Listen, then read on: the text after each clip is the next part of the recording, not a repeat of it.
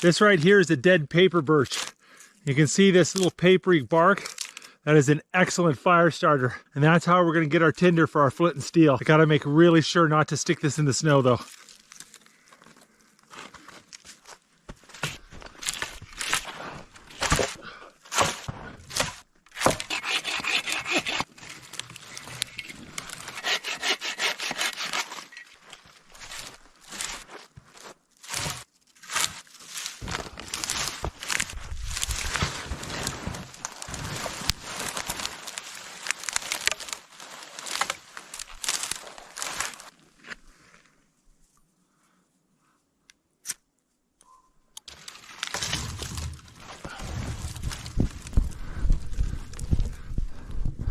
Gotta keep all these snowflakes off our tinder. I'm gonna cut up this birch bark and try to get this really fine stuff for tinder.